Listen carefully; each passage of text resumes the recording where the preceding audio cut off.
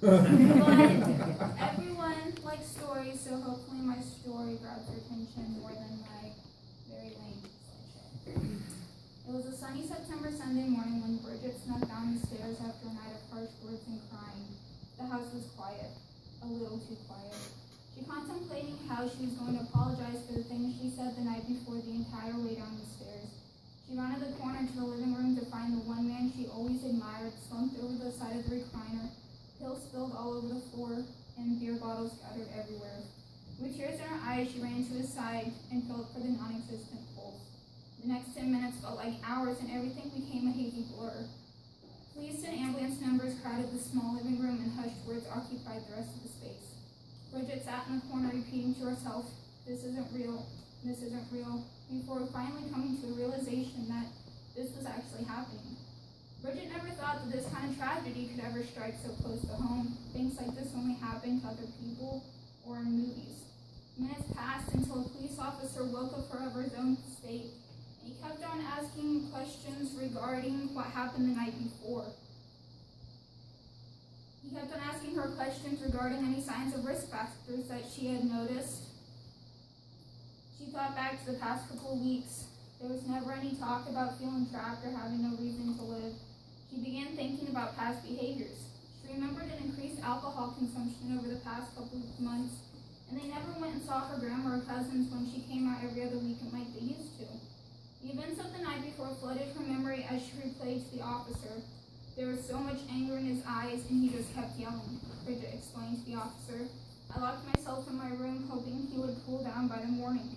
It wasn't uncommon for him to get mad about something, but last night was completely different." The officer asked her if there was any mental conditions, stressful events, or family history of suicide attempts that could have triggered these kind of actions. A couple days passed, and Bridget began feeling the impact that most survivors feel: guilt, anger, denial. It was finally time for Bridget to help her grandma clean out the house, decide what to sell and what to keep, and decide when to put up the home she called her second home for the past 5 years up for sale. For the next couple of years, Bridget was in and out of various therapist offices and support groups for other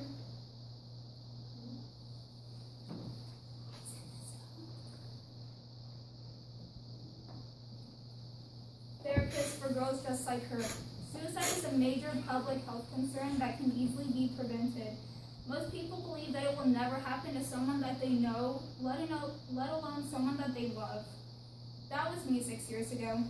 Bridget's story is not far off from my own story, because Bridget's story is my story. I was the scared little 7th grader that was forced to grow up in a matter of 10 minutes and face the tragedy that was taking place in my tiny living room.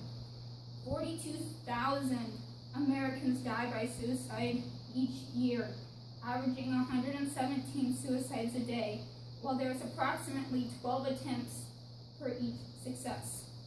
Suicide tops the chart as being the 10th leading cause of death in the U.S. and the 2nd leading cause of death for people aged 15 to 34, so most of us in here. Depression grips a majority of the American population, but sometimes that depression grabs hold and doesn't let go. People don't recognize the signs for suicide because they just think that they're depressed and that it will eventually come out of it, which is not the case for most people. If everyone in the U.S. watched for warning signs in just their loved ones, the amount of attempts would drop drastically, along with the number of successes. There are so many websites and hotlines that can guide you or someone you know to the appropriate support group you need. So many people are out there just waiting to listen and to help make a difference. No one wants to see their loved one go through the pain, and although they might not appreciate what you're doing in the first place, they will later on down the road when it saves their life. The National Institute of Mental Health has a simple 5-step action plan for helping someone that you believe might be in a lot of emotional pain. The first one is to ask. It's really hard to come out and ask someone, "Are you thinking about hurting yourself?" But if you think about it, asking someone that makes them think about it, and it might lead to further discussions about how they're really feeling about their life. The second thing